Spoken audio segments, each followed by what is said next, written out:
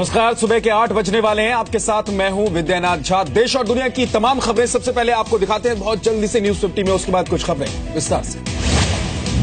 कुलभूषण मामले पर पाकिस्तान ने किया आईसीजे के आदेश को मानने से इनकार। कुलभूषण को काउंसलर मदद देने से भी मना किया।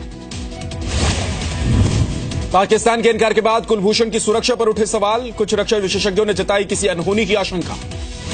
नवाज शरीफ के विदेश मामलों के सलाहकार सरताज अजीज का बयान, कहा कोर्ट ने स्टे लगाया है, काउंसलर एक्सेस देने का आदेश नहीं दिया। सरताज का दावा, कुलभूषण को पाक कानून के मुताबिक ही सुनाई गई सजा। कुलभूषण के गुनाह कबूल करने का भी दावा किया। सरताज अजीज ने कश्मीर मुद्दे को लेकर भी बात कही, कहा कश्मीर में मानवाधिकार का हनन हो रहा है, आईसीजे में मुद्दा उठाने की बात कही। कश्मीर के नौगाम सेक्टर में आतंकियों के खिलाफ सेना और सीआरपीएफ का ऑपरेशन जारी। 4 से 6 आतंकियों के छिपे होने की आशंका। जब घुसपैठ की कोशिश नाकाम करते हुए शहीद हुए थे 2 जवान, 2 आतंकियों को भी मुठभेड़ में मार गिराया था। पाकिस्तान की पैरवी करने वाले खबर कुरैशी को यूपीए सरकार ने दाभोल केस में बनाया था वकील। लॉ फर्म फॉक्स मंडल ने किया खुलासा। खबर मामले पर बीजेपी ने कांग्रेस को घेरा। अमित शाह बोले कांग्रेस का चरित्र पूरा देश जानता है। 2004 में रत्नागिरी में दाभोल पावर प्लांट बनाने वाली अमेरिकी कंपनी एनरॉन ने आईसीजे में किया था केस। सरकार पर लगाया था करार तोड़ने का आरोप। टेरर फंडिंग पर अलगाववादियों के खिलाफ एनआईए की जांच जारी। एनआईए ने नईम खान, गाजी जावेद बाबा और फारूक अहमद डार से पूछताछ की। हुर्रियत ने नईम खान को सस्पेंड किया। स्टिंग ऑपरेशन में पैसे लेकर कश्मीर में स्कूल जलाने की बात कबूली थी। अलगाववादियों को हवाला फंडिंग मामले में बड़ा खुलासा। दिल्ली के बलीमरान और चांदनी चौक से पैसे भेजे जाते हैं, एनआईए के हवाले से खबर। पाकिस्तान, सऊदी अरब, बांग्लादेश और श्रीलंका के रास्ते भारत में पैसा भेजा जाता है। दिल्ली, पंजाब और हिमाचल के रास्ते आतंकियों तक फंड पहुंचता है। 3 तलाक पर केंद्रीय मंत्री वेंकैया नायडू का बयान, कहा अगर मुस्लिम समाज ने 3 तलाक नहीं छोड़ा तो सरकार कानून बना सकती है। ईवीएम में छेड़छाड़ के मामले पर चुनाव आयोग ने दी खुली चुनौती। 3 जून को राजनीतिक पार्टियों को चैलेंज के लिए बुलाया। ईवीएम हैक करने के लिए सभी राजनीतिक दलों को मिलेगा 4-4 घंटे का वक्त। अपने 3 प्रतिनिधियों को भेज सकती है पार्टियों को साबित करना होगा छेड़छाड़ का आरोप। 5 राज्यों में हुए चुनाव के लिए भी 4 पोलिंग स्टेशन से ईवीएम मंगवाने की आजादी। अब प्राइवेट कंपनियां भी बना सकेंगी सबमरीन्स और फाइटर जेट्स जैसे सैन्य उपकरण। रक्षा मंत्रालय ने मंजूरी दी। कल हुई डिफेंस एक्विजिशंस काउंसिल की बैठक के लिए में लिया गया यह फैसला। डिफेंस प्रोडक्शन में बड़े बदलाव का अनुमान। भारतीय वायुसेना को शॉर्ट नोटिस पर किसी भी अभियान के लिए मुस्तैद रहने का निर्देश। वायुसेना प्रमुख ने लिखी थी चिट्ठी।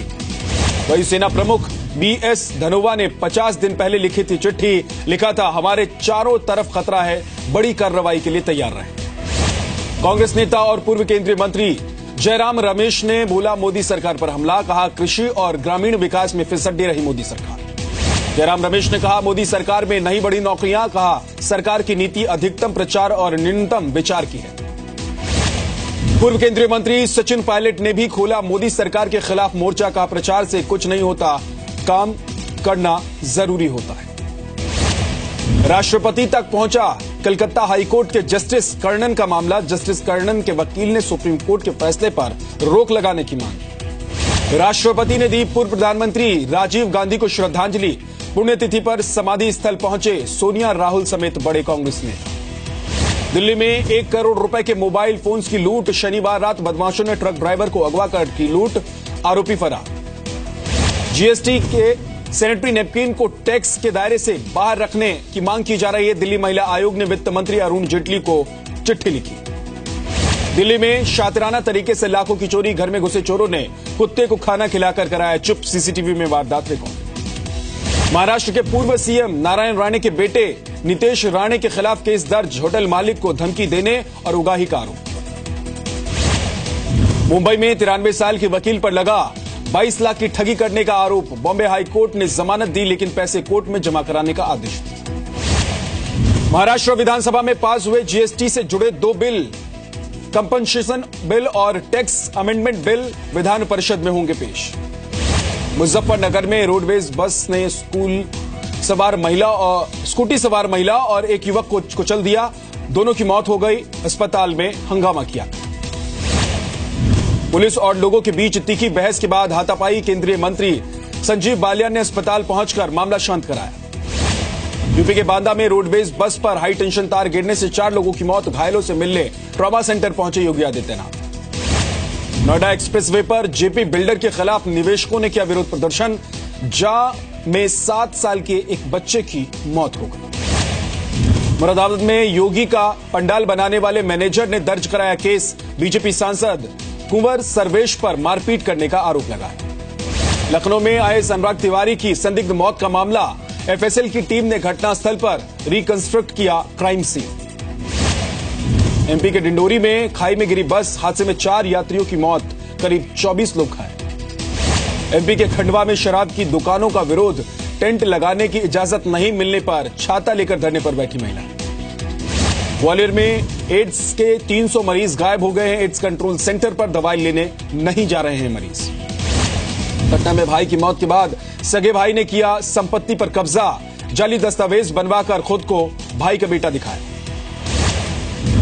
जोधपुर में प्राइवेट अस्पताल की बड़ी लापरवाही। जिंदा जुड़वा बच्चों को मृत घोषित किया। परिवार ने हंगामा किया। अजमेर 500 ग्राम चरस के साथ 2 आरोपी गिरफ्तार। मेरठ से लाई गई थी चरस। बाजार में कीमत 5 लाख रुपए। महाराष्ट्र के ठाणे में 1 करोड़ रुपए की पुरानी करेंसी बरामद। पुलिस ने 2 आरोपियों को भी गिरफ्तार किया। कानपुर में ज्वेलर की दुकान से सोने की चेन से भरा डिब्बा लेकर फरार हुआ बदमाश। सीसीटीवी में रिकॉर्ड हुई बात। यूपी के संभल में तंत्र मंत्र के चक्कर में पिता ने दी अपनी 1.5 महीने की बच्ची की बलि। पुलिस ने आरोपी को गिरफ्तार किया।